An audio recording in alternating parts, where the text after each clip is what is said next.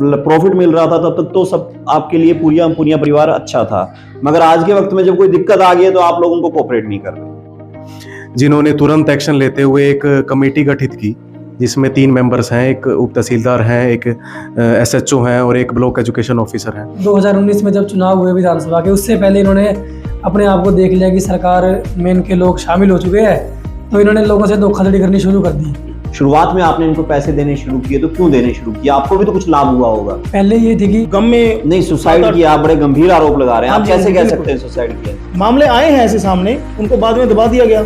Most of एक list मुझे मिली जिसके अंदर 40-50 करोड़ रुपए के लेन देन का हिसाब किताब है, और वो मामला 350-400 लोगों का लेन देन का, और वो आज का नहीं है, 15-20 साल से चल रहा है। इसमें 150 लोगों के पैसे हैं और एक परिवार इन्वॉल्व है जिसके 7 से 8 मेंबर हैं। कितने लाख रुपए का मसला है इसमें? अगर हमने टोटल किया है, जो हमने डाटा निकाला है, 60 से 70 करोड़ रुपए का मसला है। 60 से। चिटफंड मामला, इसको लेकर देश स्तर पर अलग अलग समय पे कुछ गड़बड़ी, घोटाले या आरोप प्रत्यारोप आते हैं, और ऐसा ही मामला हरियाणा के जिला फतेहाबाद के टोहाना से आ रहा है। जितने भी ये लोग बैठे हुए हैं, इनका ये कहना है कि इन्हें एक चिटफंड मामले में लूट लिया गया और इनकी लाखों रुपए की राशि वहां पर जब्त हो गई। मामला क्या है सीधे सीधे जानेंगे, पर सबसे पहले आपका परिचय हो जाए इन सब से कि आखिर ये कौन कौन है। तो मैं चाहूंगा कि साहिल जी एक बार सबका परिचय करवा दें। मेरा नाम साहिल सिंह सप्रा है। मैं मन्नू सिंगला। मैं सुरेश जंदली। मैं रमेश सपड़ा। मैं बलविंदर सिंह। मेरा नाम जतिन कटारिया है। मैं सुशील कुमार हूँ। तो सबकी आपने बातचीत सुन ली। अब मैं जानना चाहूंगा कि आखिर ये जो टोहाना का मामला है, साहिल जी एक बार संक्षेप में बता दें, चिटफंड मामले को आप घोटाले का नाम कैसे दे रहे हैं?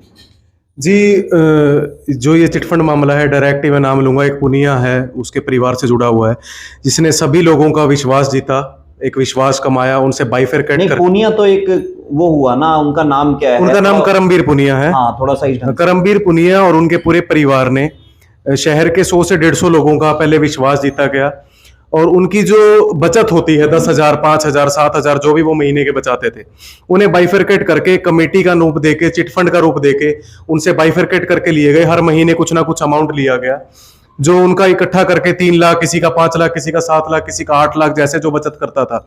किसी को मकान के लिए चाहिए होते थे, किसी को अपनी बहन ब्याने के लिए चाहिए होते थे, किसी को अपने इलाज के लिए। समझ गया कि आपने उनके पास कुछ डालना शुरू किया। तो ये मामला कब से शुरू हुआ और कब जाके आपको लगा कि आपके साथ कोई धोखाधड़ी हो रही है? जी, 2 साल पहले हमने कमेटी शुरू करी थी। मैं अपनी बात करूं तो हमने इनको पैसे दिए, कुछ अमाउंट दिया अपना, कभी 20,000, कभी 30,000, कभी 40,000, जैसे ही किस्त आती थी। अभी कुछ टाइम पहले तक ही हमें बोलते रहे कि हम पैसे देते हैं, आज देंगे, कल देंगे, आपके ही पैसे हैं, अभी दे रहे हैं, खरे हैं आपके पैसे। बट अब तो मतलब हद ही हो गई कि जब उन्होंने एक ही बार कह दिया कि हम किसी के पैसे नहीं देंगे। तो अभी आपके कितने पैसे हैं? आपके पर्सनली कितने? मेरे पर्सनली 2,10,000। कितने लोग इसमें इन्वॉल्व हैं? राजनेता अगर इनका साथ देंगे तो उनको भी चुनाव में जनता सबक सिखाने का काम करेगी, क्योंकि हर गरीब आदमी के पैसे इनके पास फंसे हुए हैं। इसमें 150 लोगों के पैसे हैं और एक परिवार इन्वॉल्व है जिसके 7 से 8 मेंबर हैं। कितने लाख रुपए का मसला है इसमें? अगर हमने टोटल किया है, जो हमने डाटा निकाला है, 60 से 70 करोड़ रुपए का मसला है। 60 से 70 करोड़ का मसला है। मन्नू जी हैं, इनसे मैं जानना चाहूंगा। मन्नू जी, आपने पिछले दिनों व्हाट्सएप, सोशल मीडिया पे कुछ कागजात डाले थे, वो क्या कागजात थे? क्या कहना चाहते थे आप? सर, वो एक्चुअली क्या है कि वो इनके द्वारा ही एक बनाई हुई लिस्ट थी। उस तरह की 2-3 लिस्ट हैं वैसे तो। मोस्ट ऑफ एक लिस्ट मुझे मिली जिसके अंदर 40-50 करोड़ रुपए के लेन देन का हिसाब किताब है, और वो मामला 350-400 लोगों का लेन देन का, और वो आज का नहीं है, 15-20 साल से चल रहा है। इन्होंने बहुत विश्वास जमा के उस पैसे को जमीन में ट्रांसफर किया या कहीं और इन्वेस्ट किया, उस पैसे को कई गुना कर लिया। लेकिन जब देने की बारी आई तो इन्होंने हाथ खड़े कर दिए। इस मामले के अंदर कम से कम 8-10 लोग ऐसे भी थे जो जिनके किसी के 80 लाख, किसी के 50 लाख, बहुत बड़ी बड़ी अमाउंट उनकी फंसी हुई थी। उन्होंने अपने रिश्तेदारों से उठा के उनको ब्याज पे दिया, और वो पैसा ना मिलने के कारण वो मानसिक रूप से परेशान होके 1-2 ने सुसाइड किया, 1-2 उस गम में। नहीं, सुसाइड किया, आप बड़े गंभीर आरोप लगा रहे हैं। आप कैसे कह सकते हैं सुसाइड किया? मामले आए हैं ऐसे सामने, उनको बाद में दबा दिया गया। और 7-8 बंदे ऐसे भी हैं जो इस मामले में परेशान होकर मानसिक रूप से अपने आप को तोड़ चुके थे वो, और उनका जीवन खत्म हो गया, इसमें उनका परिवार ही खत्म हो गया। अब हम कोशिश कर रहे हैं कि उन लोगों को भी न्याय दिलाएं, और जो हमारे जैसे लोग हैं जिनके साथ ये इतना बड़ा जो विश्वासघात हुआ है, जो धोखा हुआ है, उसका भी हम न्याय। आपके कितने पैसे हैं? मेरे करीबन 6 लाख रुपए। एक बार दे दीजिए, थोड़ा जान लेते हैं किनके कितने पैसे हैं। आप भी बताइए अपने बारे में, नाम बताइए, कितने पैसे हैं आप? मेरे 90,000 रुपये। ठीक है। हाँ जी, 8.5 लाख रुपए है जी। 3 लाख रुपए कैश है, 5.5 लाख रुपए इसने वैसे लिया जी।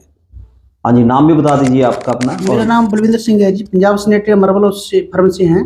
जी मेरे 4,59,000 कुछ अमाउंट है मेरी, जो हमने किस्तों में दी है उनको। जी। लैटरी के सिस्टम में किस्तों में ही देते थे, 45,000 दे दिया, 40,000 दे दिया पर मंथ।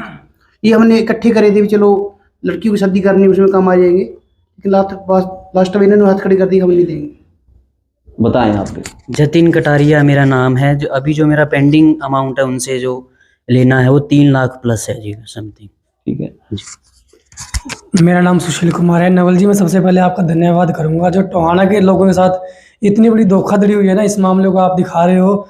और मेरे इनके पास 5,37,000 रुपये बकाया है, जो इन्होंने मुझे लिख के दिया है कि जो भी इनके पास पर्चियाँ मिलेगी उनके हिसाब से हम इनका हिसाब करेंगे। लेकिन 2019 के बाद से इन्होंने एक भी रुपया देने से इनकार कर दिया। चलिए, आप पत्रकार भी हैं, और क्या आपको अभी इस मामले का पता लगा कि आप आरोप लगा रहे हैं, या पहले से आपको पता लग गया था, या फिर शुरुआत में आपने इनको पैसे देने शुरू किए? तो क्यों देने शुरू किए? आपको भी तो कुछ लाभ हुआ होगा। पहले ये थी कि मेरी जो मौसी की लड़की थी उनकी शादी करनी थी। वो बोले कि लड़की स्कूल में लगी हुई है, इसकी फीस आती है, जो तनख्वाह आती है, इसको जमा करवा दो, कहीं हमारे काम आ जाएंगे। तो हमने वो पैसा इकट्ठा करके इनके पास जमा करवाया।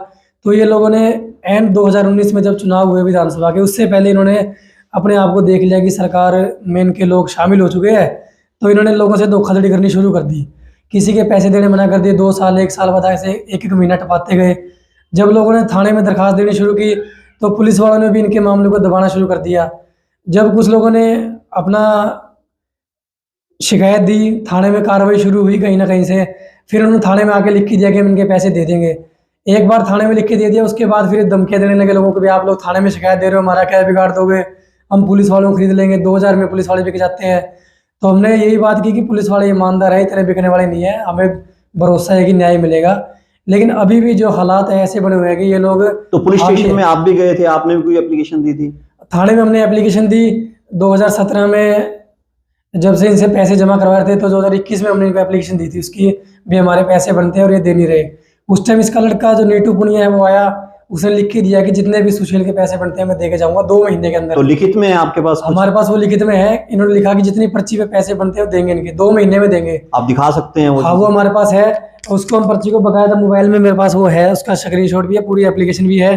ठीक और है। जो इन्होंने चीटे बना के दिया वो भी हमारे पास, वो भी है आपके पास? वो भी दिखा सकते हाँ, हैं? वो भी पूरा सबूत है हमारे पास इन लोगों तो को। कोई कॉपी वगैरह थी? क्या देते थे ये लोग?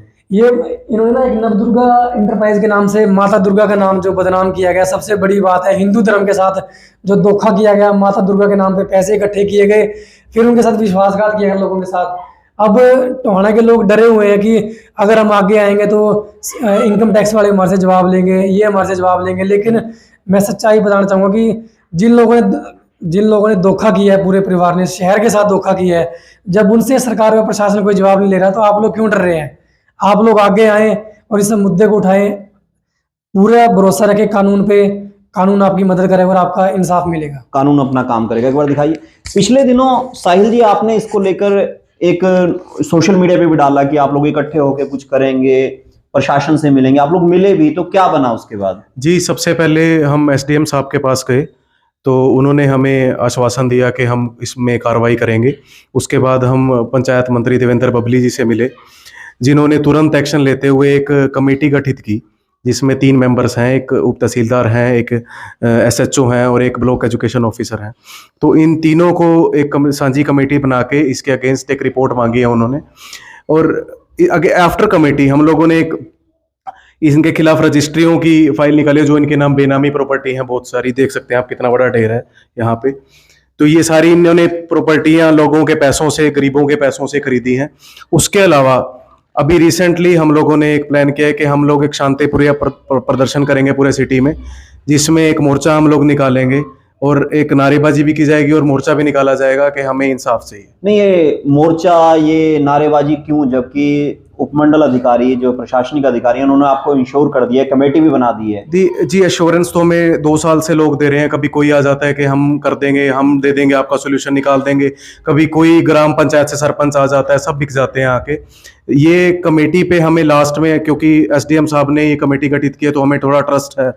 अगर कमेटी हमारा फैसला नहीं करती या हमें न्याय नहीं दिलाती या कोई साठगांठ करती है, तो मेरी सीधी चेतावनी है कि हम लोग एक बड़े आंदोलन के लिए रेडी हैं। मनु जी, आप आरटीआई कार्यकर्ता भी रहे हैं, तो उसके माध्यम से आपने कोई जानकारी जुटाई होगी, कहीं लगती है कोई उम्मीद की कोई हाँ जी सर, ये जितनी भी रजिस्ट्रियाँ इकट्ठी हुई हैं ये आरटीआई के माध्यम से निकाली गई हैं। बहुत सी रजिस्ट्रियाँ, बहुत से जमीनों का लेन देन हुआ है, ट्रांजैक्शंस हुई हैं। अब ये जितनी हैं नगर परिषद एरिया के अंदर हैं, लेकिन दिखाई गया इनको कृषि भूमि। उसका मकसद क्या था कि ये टैक्स की चोरी करना चाहते हैं, स्टाम्प ड्यूटी की चोरी करना चाहते हैं और डेवलपमेंट चार्जेस। मनु जी, एक चीज कही जाती है आमतौर पे लोगों के बीच में चर्चा में आती है कि जिस वक्त आपको वहां पर फंडिंग डाल के प्रॉफिट मिल रहा था तब तक तो सब आपके लिए पूरा परिवार अच्छा था, मगर आज के वक्त में जब कोई दिक्कत आ गई है तो आप लोग उनको कोऑपरेट नहीं कर रहे। किनको कोऑपरेट नहीं कर रहे? जो पुनिया परिवार को कोऑपरेट नहीं कर रहे। सर देखिए ऐसा है, पहले आपने वहीं से प्रॉफिट लिया है ना सबने। हाँ देखिए क्या होता है कि हम जो कोई भी छोटा बिजनेसमैन है उसके लिए एक सबसे बड़ी समस्या क्या है कि अगर वो साल में 1 लाख या 2 लाख रुपए इकट्ठा कर लेता है, जमा कर लेता है, उसको इन्वेस्ट करने का उसके पास कहीं कोई तरीका नहीं है। बैंक के अंदर ब्याज बहुत कम है, तो वो उसको क्या करता है कि कहीं ना कहीं इंटरेस्ट पे देगा किसी को। उस कमजोरी का फायदा इन लोगों ने उठाया कि लोगों के पास इन्वेस्ट करने के लिए कोई तरीका नहीं है। तो अभी जितने लोग हैं आपकी चर्चाओं में, कितने लोग आपके ओन इनरोल हो चुके हैं, लिस्ट में आ चुके हैं, जो लोग आपके साथ? करीबन 50-60 लोग अभी हमारे साथ जुड़े हैं। और ये वैसे टोटल 350-400 के करीब मेरे को सुनने में आया था कि लॉटरियां इनकी चल रही है। तो बाकी लोग आपके संपर्क में आए हैं, उनसे क्या आप लोग कैसे संपर्क साध रहे हैं? अभी उनसे संपर्क लगातार कोशिश कर रहे हैं हम साधने की। बहुत से लोगों को आपके मीडिया के माध्यम से, अब जो ये एसआईटी गठित की है उसके लिए हम एक जनता से जो भी इस स्कैंडल के पीड़ित हैं उनको अपील कर रहे हैं कि आप थोड़ा सा हौसला करके एसआईटी के सामने आइए। जो आपको वो रसीद पर्चियां दी गई है उनकी बहुत वैल्यू है, उन पर्चियों को आप एसआईटी के पास रखिए और एक सबूत के तौर पे उनको जमा करवाइए ताकि एसआईटी अपना काम करे, इसके बारे में कानूनी कार्रवाई हो, मुकदमा दर्ज हो और दोषियों को सजा मिले। ये एक मुद्दा है, मेरे ख्याल में आप सबको समझ आ गया होगा कि एक चिट फंड जिसको कहते हैं कि व्यक्ति अपनी छोटी छोटी बचत इकट्ठी करके उसको डालता है और उसको एक टाइम के बाद पूरी मिल जाती है। मगर यहाँ पर जो लोग बैठे हुए हैं इनका ये कहना है कि इनके साथ इस मामले में धोखाधड़ी हुई है, इनका आरोप है। अभी स्थानीय प्रशासन ने एक कमेटी बनाई है, देखते हैं उसका क्या बनता है, वो उसको किस निगाह से देखता है। फिलहाल इनके पास काफी कागज भी हैं और उनका यही कहना है कि इनके साथ धोखा हुआ है। खैर, मैं अंत में जो बातचीत कहता हूँ वो आपसे सबसे भी कहना चाहूंगा कि इसके अलावा आप कुछ और कहना चाहते हैं जो इस बातचीत में रह गया तो जरूर कहिए, कि कह के आप उस पर बातचीत कर सकते हैं। जी बताइए। जी, मैं सभी से अपील करूंगा, जो भी पीड़ित हैं वो डर रहे हैं, पुनिया से डर रहे हैं, कोई क्योंकि वो राजनीतिक दबाव दिखाता है, कुछ भी दिखाता है, डरने की जरूरत नहीं है। अपनी अपनी रिसिप्ट्स लेके, अपनी अपनी पर्चियां लेके आगे आइए। हमारे पास एक बड़ा पोर्टफोलियो रेडी है उसके खिलाफ कार्रवाई का, और हम जो एसआईटी है उससे भी उम्मीद कर रहे हैं कि सख्त से सख्त कार्रवाई करेगी। तो अगर सभी लोग आगे आएंगे तभी पता चलेगा कि कितना बड़ा फ्रॉड हुआ है, कितना स्कैंडल। मनु जी कुछ कहना चाहेंगे? हाँ जी, मैं ये कहना चाहूंगा कि जहां कहीं भी जो ये स्कैंडल करने वाले हैं उनके मन में अगर ये कहीं भी एक बात है कि हमारा कुछ नहीं बिगड़ेगा, तो कानून बहुत बड़ी चीज है, कानून से ऊपर कुछ नहीं है। और बेनामी संपत्ति के लिए सरकार ने अलग से कानून बनाए हुए हैं। अगर हम अपने रास्ते पर चलते रहे तो कहीं ना कहीं हमें सफलता जरूर मिलेगी, लेकिन इसके लिए हमारे को जनता का सहयोग बहुत जरूरी है। आप भी कुछ कहना चाहेंगे? जी, जो भी कहना चाहें। हम तो ये कहते हैं कि प्यार से अगर ये पैसे देते हैं तो हमारे को कोई वो नहीं है। इसको 4 साल हो गए चक्कर कटवाते, हमारे तो दिमाग भी खराब हो रहे हैं और चप्पलें भी घस गई हैं सारी। जी हाँ जी। इससे पहले भी एक कमेटी बनाई गई थी, उसमें मैं पिछले 6 महीनों से जुड़ा हुआ था, मुझे उससे पूरी उम्मीद थी। लेकिन उसका जो फैसला है उसमें यही कहा गया कि हमें 30 से 35% पैसे मिलेंगे जो हमारा मूल अमाउंट है, और उसके अगेंस्ट हमें प्लॉट दिए जा रहे हैं जिनकी वैल्यू 3 से 4 गुना हमसे ली जा रही है। मतलब वो कमेटी हमारे विश्वास पे खरा नहीं उतरी है। तो इस एसआईटी से हमें पूरी उम्मीद है। एसआईटी से आपको उम्मीद है जो प्रशासन कर रहा है? जी जी हाँ सुशील जी। मैं इस मामले में ये कहूँगा कि जो भी लोग टोहाना के इस मामले में पीड़ित है वो ज़्यादा से ज़्यादा आगे आए, निकल कर आए। उनकी आवाज़ जितनी ज़्यादा उठेगी उतना इन पर दबाव बनेगा और कार्रवाई होगी। और आपको डरने की ज़रूरत नहीं है कि इन लोगों का राजनीतिक दबाव है, पैसों से प्रशासन को खरीद लेंगे, कोई ऐसी डरने की जरूरत नहीं है। 2024 का इलेक्शन है, जनता देख रही है। अगर ये लोग राजनेता अगर इनका साथ देंगे तो उनको भी चुनाव में जनता सबक सिखाने का काम करेगी, क्योंकि हर गरीब आदमी के पैसे इनके पास फंसे हुए हैं। चाहे वो चाय की रेट लगाता हो, छोले कुलचे लगाता हो, गरीब आदमी के पैसे फंसे हुए हैं और जनता उनका साथ जरूर देगी। और आप लोग ज़्यादा से ज़्यादा संख्या में आगे आए। जी बिल्कुल। तो ये था पूरा मुद्दा जो कि आपके सामने था और सबने अपनी बातचीत रख दी। तो हम भी यही बात कहेंगे कि जो एसआईटी बनी है, जिसको एसआईटी का नाम दिया जा रहा है, जो कमेटी बनी है, उस कमेटी से अब ये पक्ष अपने पक्ष में न्याय की उम्मीद कर रहा है। फिर भी अगर जो दूसरा पक्ष है वो भी अगर अपनी कोई बातचीत कहना चाहता है, हम उसे खुली बहस के लिए आमंत्रित करते हैं कि वो भी आए और अपनी बात रखें। और क्योंकि जब दोनों पक्षों की बात होती है तभी कुछ ना कुछ सामने आता है। फिर भी अगर कुछ है, अगर आप कमेंट बॉक्स में कहना चाहें तो कमेंट बॉक्स में भी कह सकते हैं और अपनी राय जरूर दीजिए। आप इस मामले में क्या सोचते हैं? जय हिंद, जय भारत। आप सबका भी बहुत बहुत धन्यवाद।